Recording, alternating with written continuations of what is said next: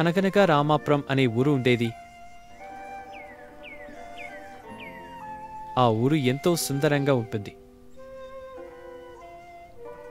రామాపురం ఊరికి ఆనుకుని అడవి, ఆ అడవిలో ఎన్నో జంతువులు నివసిస్తూ ఉండేవి. రామాపురం ఊరిలో జలపాతాలు, కాలవలు, తోటలు, పొలాలు, పక్షులు, జంతువులతో కిలకిలలాడుతూ ఊరు ఎంతో సుందరంగా కనిపిస్తుంది. ఇది ఇలా ఉండగా అదే ఊరిలో ఒకసారి చైనా చక్రవర్తి శ్రీకృష్ణ దేవరాయలకు కొన్ని నారింజ పండ్లను పంపాడు. అవి ప్రత్యేకమైన నారింజ పండ్లని, వాటిని తిన్నవాళ్లు మృత్యుంజయులవుతారని వాటిని తీసుకొచ్చిన చైనా రాజప్రతినిధి దేవరాయలకు విన్నవించాడు. పళ్లెంలో నిగనిగలాడుతున్న ఆ నారింజ పండ్లను దేవరాయలతో పాటు సభలోని వాళ్లందరూ కుతూహలంతో చూస్తూ ఉండగా రామలింగడు లేచి టక్కున ఆ నారింజ పండును ఒలిచి నోట్లో వేసుకుని భలే రుచిగా ఉంది అన్నాడు. అది చూసిన వారందరూ ఆశ్చర్యపోయారు. ఈ చర్యకు శ్రీకృష్ణ దేవరాయలకు చెప్పనలవి కాని కోపమొచ్చింది. అవి చైనా చక్రవర్తి నా కోసం పంపిన పండ్లు. నా అనుమతి లేకుండా తీసుకున్నా నీకు మరణశిక్ష తప్పదు అన్నారు. ఆ మాటలు విన్న తెనాలి రామలింగడు పకపకా నవ్వాడు. ఈ నవ్వు చూసిన రాయలకు మరీ కోపం ఎక్కువై ఎందుకు నవ్వుతున్నావని అడిగారు. నవ్వక ఏం చేయమంటారు ప్రభూ, ఏ పండ్లు తింటే మృత్యుంజయులవుతారని చెప్పారో ఆ పండ్లను నోట్లో వేసుకోగానే నాకు మరణదండన విధించారు. మరి ఆ పండ్లకు మహిమ ఉన్నట్టా లేనట్టా అన్నాడు. రామలింగడు నవ్వుతూ ఈ మాటలతో రాయలకు నవ్వుములకెత్తడంతో ఆయనతో పాటు సభలో ఉన్న వారందరూ నవ్వారు. మృత్యువును జయం చేసే మహిమ ఆ పండ్లకు లేవని అర్థం చేసుకున్నాక అద్భుతమైన తీపితో కూడిన ఆ పండ్లను రాయల అనుమతి మేరకు సభలోని వారందరూ ఆరగించారు. రామలింగడి తెలివి ఎలాంటిదో చూశారు కదా. నీతి, క్లిష్టమైన పరిస్థితుల్ని కూడా మేధాశక్తితో జయించాలి. ఒకరోజు శ్రీకృష్ణదేవరాయలు తన ఆస్థానంలోని తెనాలి రామలింగడిపై ఒక విషయంలో విసుగు చెందాడు. ఆ కోపంతో రేపటినుంచి నీ ముఖం నాకు చూపెట్టకుపో అని ఆదేశించాడు. మౌనంగా తలాడించి అక్కడినుంచి వెళ్ళిపోయాడు రామలింగడు. మరునాడు కృష్ణదేవరాయలు దర్బారుకు బయలుదేరుతుండగా మార్గమధ్యంలో కనబడిన అతని న్యాయాధికారి ఒకరు రాజుతో, రాజా, మీరు తెనాలి రామలింగడిని ఈ రోజు దర్బారుకు రావద్దని ఆదేశించినా మీ ఆదేశాలు పాటించక అతను ఎప్పుడో దర్బారుకు హాజరయ్యాడు. అంతేకాదు, అక్కడ తన వెకిలి చేష్టలతో అందరితో అసహ్యంగా ప్రవర్తిస్తున్నాడు అని చెప్పాడు.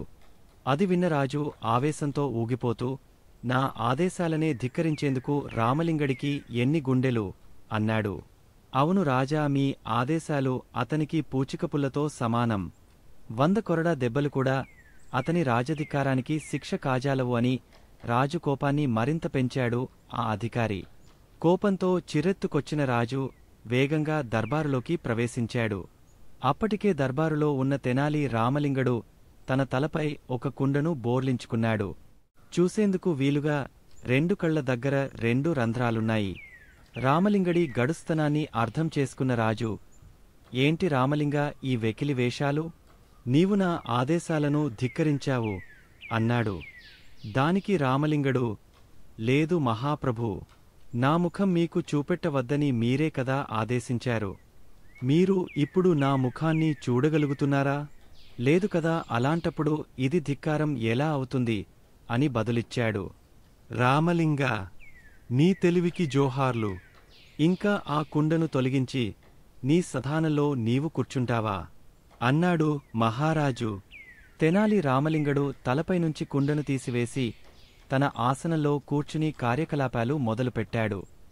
ఒక ముసలిపిల్లి తనకిష్టమైన ఆహారం ఎలుక పిల్లలను పట్టుకోలేక చతికిలపడిపోయింది. పారిపోతున్న ఎలుకలను పట్టుకునేంతలోనే అవిచేజారిపోతున్నాయి. వయస్సుమీద పడుతుండడంతో ఇక ఎలుకలను పట్టడం తన వల్ల కాదని నిర్ణయించుకుంది. ఎలుకలను చంపి తినేందుకు తన ఒళ్ళు కరగకుండా, ఆయాసం రాకుండా ఉండే ఒక మంచి ఉపాయాన్ని ఆలోచించింది. ఎలుకలు బొయ్యారం దగ్గర్లోని గోడవద్ద ఒక తలదిండు కవర్ను మెడవరకు కప్పుకుని తలకిందులుగా నిలబడింది. ఎలుకలు తను చనిపోయిందనుకుని తన దగ్గరకు వస్తాయని, గుట్టు చప్పుడు కాకుండా వటిని గుటుక్కుమనిపించవచ్చని ఆలోచించింది ముసలిపిల్లి. చిట్టెలుకలన్నీ తమ బొయ్యారపు ద్వారం దగ్గర నిలబడి పిల్లిని చూస్తున్నాయి. అది గమనించిన ఒక తెలివైన ముసలి ఎలుక పిల్లి పన్నాగాన్ని అర్థం చేసుకుంది. కాని ఈ విషయం చెబితే చిట్టెలుకలు నమ్మవని దానికి తెలుసు. కాబట్టి వాటిని కాపాడాలంటే తను కూడా పిల్లిలాగా అబద్ధపు ఆలోచన చేయాలని భావించింది.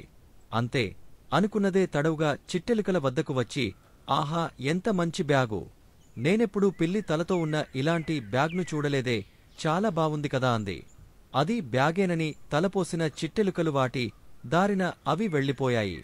ముసలి పిల్లి ఆశలు అడియాసలయ్యాయి. పూర్వం ఒకప్పుడు సత్యధర్మి అనే రాజు పాలిస్తుండేవాడు.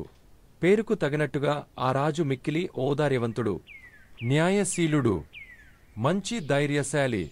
ఎప్పుడూ తన రాజ్యంలో ప్రజల అవసరాలను తీర్చివారి సుఖసౌఖ్యాలను పాటుపడుతుండేవాడు. ప్రజలకు ఎటువంటి అపాయం రాకుండా రక్షిస్తూండేవాడు. వారివారి తాహతులకు తగినట్లుగా సహాయం చేస్తూ ప్రజలకు ఉత్సాహం కలిగించేవాడు. రాజ్యం శాంతి భద్రతలతో సకల సౌభాగ్యాలతో తులతూగుతుండేది. ప్రజలు ఎప్పుడూ రాజు మంచితనాన్ని పొగుడుతుండేవారు. ఒకరోజు సాయంకాలం ఆ రాజు ఉద్యానవనంలో విహరిస్తూ దగ్గరగా ఉన్న అడవిలోకి ప్రవేశించాడు. ఆ అడవి రకరకాల చెట్లతో దట్టమై అతి సుందరంగా ఉంది. ప్రకృతి సౌందర్యానికి రాజు ముగ్ధుడై ఆనందిస్తున్నాడు. కొంతసేపటికి ఆ రాజుకి ఆకలివేసింది. దగ్గరగా ఉన్న ఒక ఆశ్రమం చేరాడు. అక్కడ ఒక సాధువు నివసిస్తున్నాడు. ఆ సాధువును సమీపించిన రాజు, ఓ సాధువుంగవా, ఇక్కడ ఇన్ని వృక్షాలు ఫలాలతో కృంగిపోతున్నాయి. ఏ చెట్టు పళ్ళు మధురంగా రసవంతంగా ఉంటాయి? ఏ చెట్టు పళ్ళు చేదుగా విషమేమై ఉంటాయి? ఏ పళ్ళు తినాలి, ఏవి తినకూడదు అని అడిగాడు. సాధువు, ఓ స్నేహితుడా, ఇక్కడ నీకిష్టమైన పళ్ళు నీవు తినవచ్చు. సత్యధర్మి ధర్మరాజు వంటివాడు. అతడి మంచితనం వల్ల ఈ రాజ్యంలో చేదుపళ్ళు అనేవి లేనేలేవు. రాజు చిరంజీవి అగుగాక ఆ వేప చిగుళ్ళు మధురాతి మధురమైన ద్రాక్షపళ్ళులా ఉంటాయి. పుల్లటి చింతపండు పండిన మామిడి పండులాగా తీయగా ఉంటుంది. ధర్మాన్ని రక్షించే వారిని ధర్మం రక్షిస్తుంది అన్నాడు. వెంటనే సత్యధర్మి కొన్ని వేప చిగుళ్ళు కోసి తిన్నాడు. ఆశ్చర్యమని మధురరసం ఉట్టిపడే ద్రాక్షపళ్ళులా ఉన్నాయి. చింతపండు తిని చూశాడు. అతి తీయని మామిడి పండులా ఉంది. రాజు ఎంతో సంతోషపడ్డాడు. ఆనందంతో ఊరివైపు బయలుదేరి వచ్చాడు. మనస్సులో అహంకార బీజం మొలకెత్తింది. నేనెంతో గొప్ప రాజును, ప్రపంచంలో నాతో సమానమైన రాజు ఎవరు? ఆహా, నా కీర్తి 4 దిక్కులా వ్యాపించింది అనుకున్నాడు. రాజు అహంకార గర్వంతో రాజ్యపాలనను అశ్రద్ధ చేయడం ప్రారంభించాడు. ప్రజల కష్ట సుఖాలను గుర్తించడం లేదు. సదా త్రాగుతూ, తింటూ, నిద్రపోతూ కాలం గడపడం ప్రారంభించాడు. ప్రజలకు ఆశ్చర్యం కలిగింది. ఎక్కడ చూసినా రాజ్యంలో అల్లరులు, దోపిడీలు, దొంగతనాలు, కొట్లాటలు. పంటలు పండడం లేదు. అనావృష్టి ప్రబలిపోయింది. అయినా రాజు ప్రవర్తనలో మార్పు రాలేదు. తుచ్చ సుఖాలతో ఆనందపడిపోతున్నాడు. ఒకరోజు తిరిగి రాజు విహారానికి బయలుదేరాడు. పూర్వం వెళ్లిన వనంలోకే వెళ్లాడు. పూర్వం చూసిన ఆశ్రమానికే వచ్చాడు. అప్పుడు చూసిన ఆశ్రమానికే వచ్చాడు. అప్పుడు చూచిన సాధువునే చూచాడు. తన గొప్పతనాన్ని వినడానికి కుతూహలపడుతున్నాడు. సాధువు వీపుపై తట్టి, ఓ మానవ, వనంలో పరిస్థితులు ఎలా ఉన్నాయి? నన్ను ఏ పళ్ళు తినమంటావు? వేపాకు తినమంటావా? చింతపండు తినమంటావా అని అడిగాడు. సాధుపుంగవుడు నిర్లక్ష్యంగా, రాజ్యమంతా చెడిపోయింది. రాజు ప్రజల మంచి చెడ్డలను గ్రహించడం లేదు. రాజ్యంలో కరువు ఏర్పడింది. వానలు లేవు.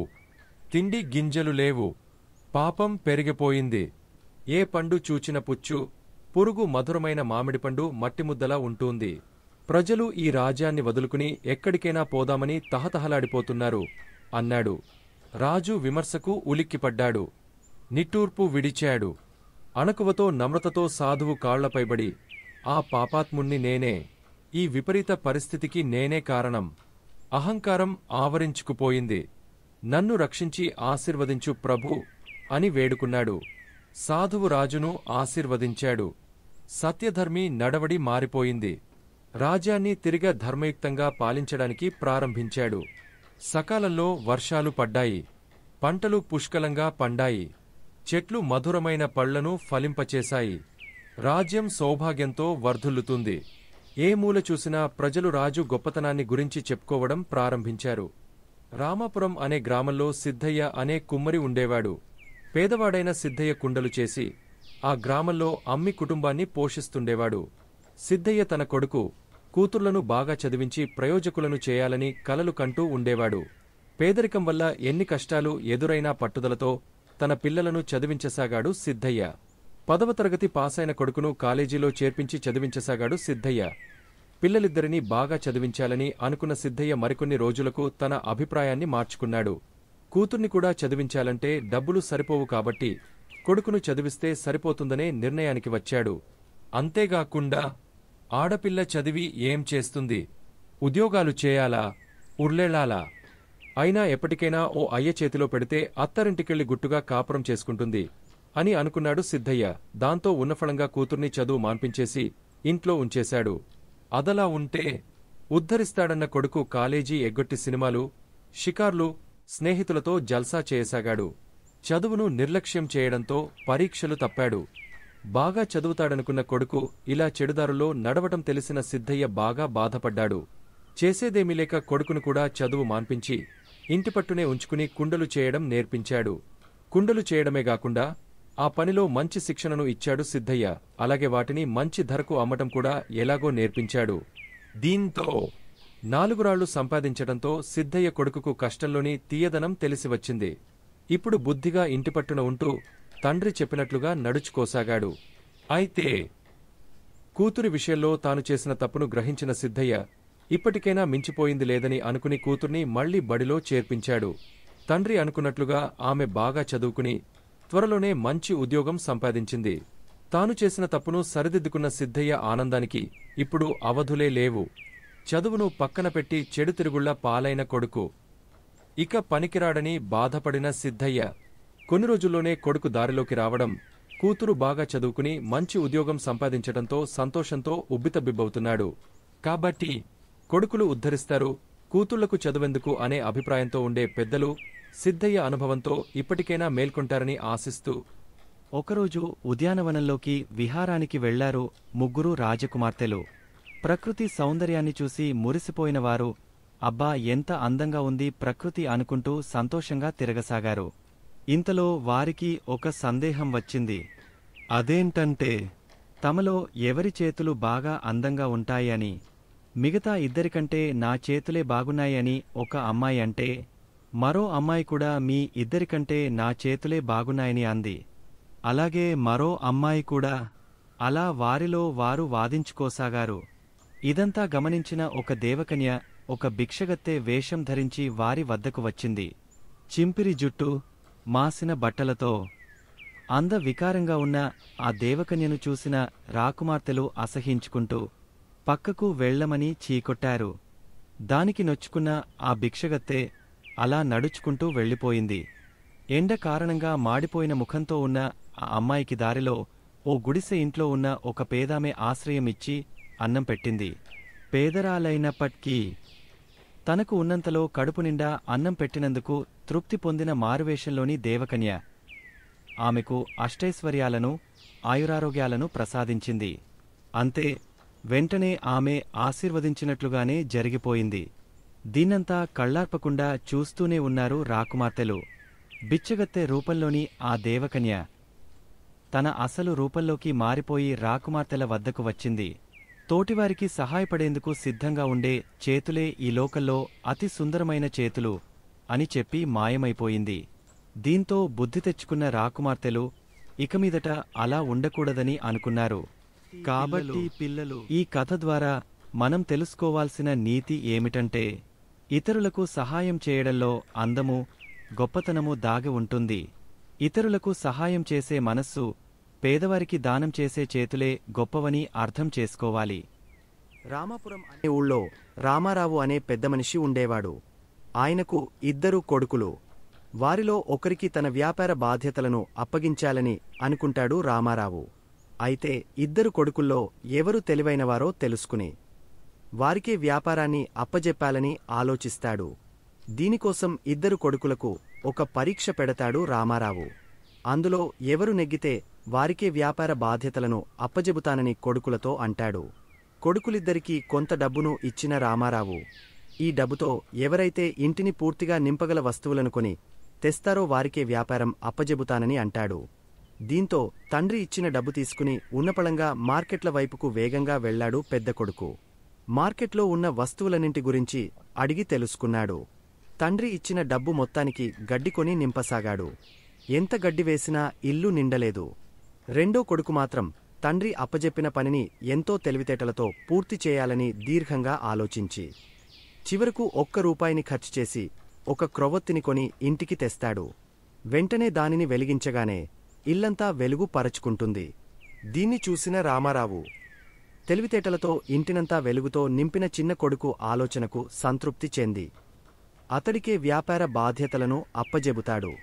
సరిగా ఆలోచించలేక గడ్డితో ఇంటిని నింపుతున్న పెద్ద కొడుకు అవస్థను చూసి దగ్గరికి పిలిచి తమ్ముడికి సహాయంగా వ్యాపారం చూసుకోమని చెబుతాడు రామారావు. కాబట్టి ఈ కథను బట్టి మనకు తెలిసిన నీతి ఏమిటంటే తెలివితేటలతో ఎంత పెద్ద సమస్యనైనా సులభంగా పరిష్కరించవచ్చు. అలాగే తెలివితేటలతో దేనినైనా సాధించవచ్చు.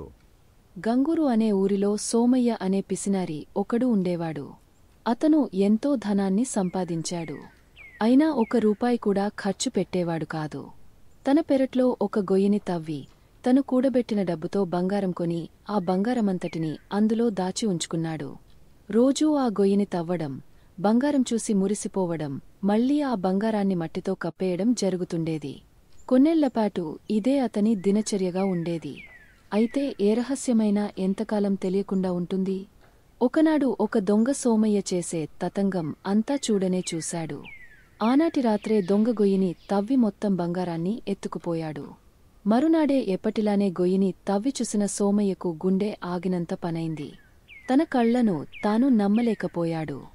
ఏది నా బంగారమేది? నెత్తి నోరు కొట్టుకుంటూ లబోదిబోమని ఏడవడం మొదలుపెట్టాడు. అటుగా పోతున్న ఒక పెద్ద మనిషి వచ్చి ఏం జరిగిందో అడిగి తెలుసుకున్నాడు. అసలింతకీ నువ్వా బంగారంతో ఏం చేయాలనుకున్నావు? అడిగాడు పెద్దమనిషి. ఏమీ చేయాలనుకోలేదు, కేవలం దాచుకుందాం అనుకున్నాను అని ఏడుస్తూ చెప్పాడు సోమయ్య. అలాగా? అయితే ఈ పెద్ద గులకరాయిని ఆ గోతిలో వేసి అదే బంగారం ముద్ద అనుకుని ఎప్పటిలాగే రోజు వచ్చి ఈ గులకరాయిని చూసి నీ బంగారం ఎక్కడికి పోలేదని వెళ్ళిపో అంటూ ఓ పెద్ద గులకరాయిని అందించి తన దారిన తను వెళ్ళిపోయాడు పెద్దమనిషి. చేయనది లేక సోమయ్య ఇంటి ముఖం పట్టాడు. రామాపురం గ్రామంలో రాజయ్య అనే పేదవాడు ఉన్నాడు. అతడు ప్రతిరోజూ అడవికి పోయి కట్టెలు కొట్టుకుని వాటిని అమ్మగా వచ్చిన డబ్బులతో జీవించేవాడు. ఒకరోజు రాజయ్య నది ఒడ్డునున్న చెట్టెక్కి కట్టెలు కొట్టుకుంటున్నాడు. పొరపాటున చేయి జారి గొడ్డలి నదిలో పడిపోయింది. ఆ నది చాలా లోతు. 2-3 సార్లు నదిలో దిగే ఎంతో ప్రయత్నం చేశాడు. కాని గొడ్డలిని తీయలేకపోయాడు. ఎంతో బాధపడ్డాడు.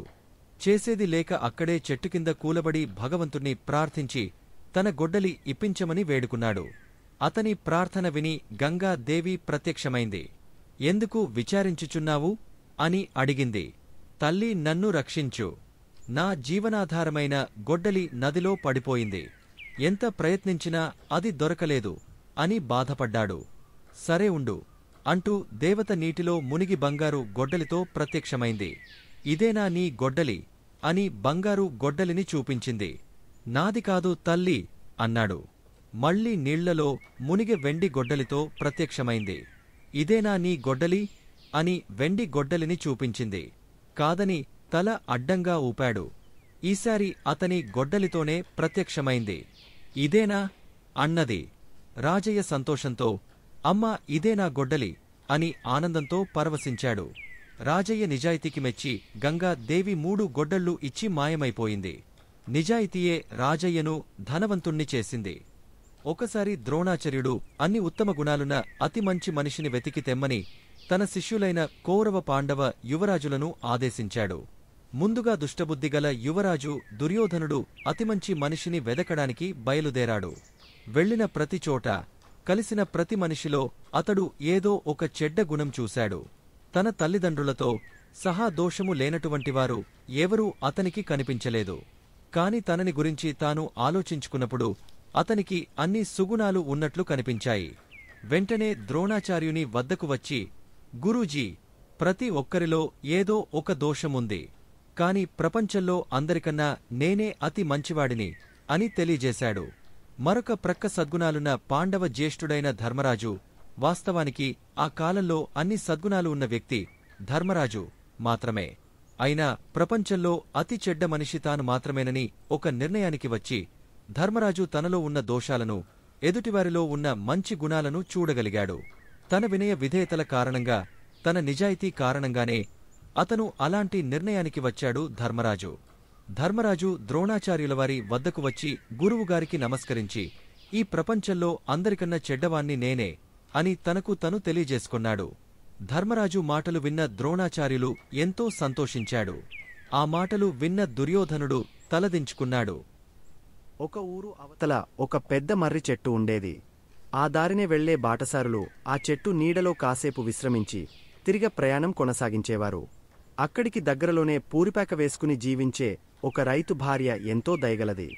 ప్రయాణికులకు చల్లటి నీళ్లు ఇచ్చి దాహం తీర్చేది. ఆ చెట్టు మీద ఒక కాకి ఉండేది. అది దుష్టబుద్ధి కలది. ఆ చెట్టు కింద ఎవరైనా నిద్రిస్తుంటే చూసి ఓర్వలేక కొమ్మల మీద గెంతుతూ, ఆకులు గలగలలాడిస్తూ, కావు కావుమని గట్టిగా అరుస్తూ ఉండేది. బాటసారులు చిరాకు పడుతూ నిద్రలేస్తే అది ఎంతో ఆనందించేది. ఒకరోజు ఒక హంస ఆ చెట్టు మీద వాలింది. ఆ చెట్టు కింద ఒక బాటసారి నిద్రిస్తున్నాడు. మిట్ట మధ్యాహ్నం చెట్టు ఆకుల సందులోంచి సూర్యకిరణాలు ఆ బాటసారిపై సూటిగా పడుతున్నాయి. అది చూసిన హంస తన రెక్కలను సాగదీసి ఎండ అతనిపై పడకుండా చూడసాగింది. దుష్టబుద్ధి కాకి ఇది సహించలేకపోయింది. బాటసారి సౌకర్యంగా నిద్రపోవడం దానికి కంటికింపుగా అనిపించింది. వెంటనే అది ఆ బాటసారి ముఖంపై రెట్టవేసి తుర్రుమంది. ఉలిక్కిపడి నిద్రలేచిన బాటసారి పైకి చూశాడు. రెక్కలు సాగదీసి కూర్చున్న హంస కనిపించింది. తన ముఖంపై రెట్టవేసింది ఆ హంసేనని అనుకున్నాడు. కోపంతో ఒక రాయి తీసుకుని దానిపైకి విసిరాడు. ఆ రాయి హంసకు తగిలి గాయమైంది. హంసకి ఆ గాయం మానడానికి చాలా కాలమే పట్టింది. ఒకరు చేసిన తప్పుకు మరొకరు శిక్ష అనుభవించడమంటే ఇదే. ఒక రోజున రాయలవారికి రామలింగడిని ఏడిపించాలనిపించింది. నిండు సభలో ఆయన తనకు ఒక కల వచ్చిందని చెబుతూ తెనాలి రామలింగడిని ఉద్దేశించి ఇలా అన్నారు. రామకృష్ణ, నేను ఒక కొత్త ప్రదేశంలో నడుస్తున్నామట. నేను మనం ఇద్దరమే పోతున్నాం ఎక్కడికో. నడుస్తూ నడుస్తూ మనం రెండు పెద్ద పెద్ద గుంటల మధ్యలోంచి పోవాల్సి వచ్చింది. ఒక గుంట నిండా తేనె ఉన్నది. ఇక రెండోది మురికి గుంట. దానిలో నిండుగా దొడ్డి, మూత్రము, చెత్త, చెదారము అన్నీ ఉన్నాయి. దారేమో ఇరుకుగా ఉంది. కాని మనిద్దరం దాన్ని దాటాల్సిందే. ఇక మనిద్దరం మునివేళ్లమీద మెల్లగా అడుగులేస్తూ పోతున్నాం. అంతలోనే ఇద్దరం పట్టుతప్పి జారిపడిపోయామట. నేనేమో తేనె గుంటలో పడ్డాను. మరి మీరేమో అబ్బ చెప్పలేను. మీరేమో దొడ్డితో నిండిన మురికి గుంటలో పడిపోయారు నిలువున. రాయలవారు ఇది చెబుతూ ముక్కు మూసుకున్నారు. సభలోని వారంతా గట్టిగా పడి నవ్వారు. కొందరు సంతోషం పట్టలేక చప్పట్లు చరిచారు. అందరినీ ఎగతాళి చేసే ఈ రామలింగడికి తగిన సన్మానం కనీసం రాయలవారి కలలోనైనా జరిగిందని చాలామంది ఎగతాళిగా భళి భళి అన్నారు. రాయలవారు తన కలను మరింత రంజుగా కొనసాగించారు. నేను తాగగలిగినంత తేనెను తాగి ఆ గుంట అంచును పట్టుకుని కష్టపడి ఎలాగో పైకి ఎక్కాను. కాని చూడగా మీరు పాపం ఇంకా ఆ దొడ్డిలోనే కొట్టుమిట్టాడుతున్నారు. చివరికి మీకు కూడా గుంట అంచు దొరికింది. అటూ ఇటూ జరుక్కుంటూ మీరు కూడా పైకి ఎక్కబోయారు.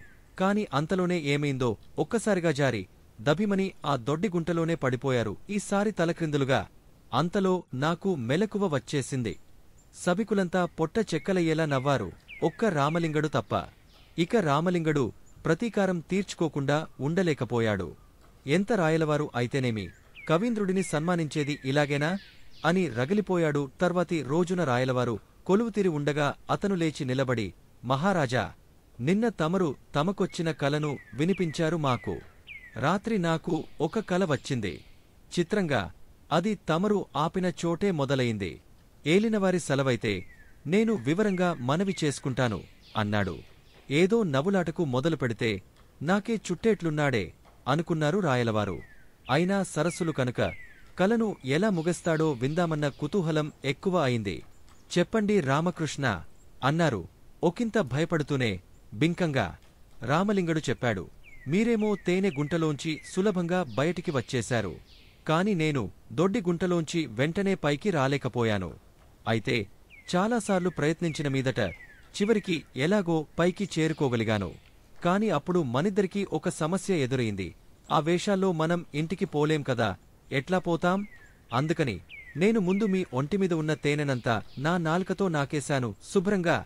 ఆ తర్వాత మీరు కూడా నన్ను అదే విధంగా శుభ్రం చేసేశారు. రామలింగడు కలను ముగించి కూర్చున్నాడు. సభ నివ్వెరపోయింది. సభికులకు నవ్వాలో ఏడవాలో తెలీలేదు. చివరికి రాయలవారు గట్టిగా నవ్వాక అందరూ ఊపిరి పీల్చుకున్నారు. రామలింగడిని ఏడిపిస్తే ప్రమాదం అని రాయలవారికి అర్థమయింది.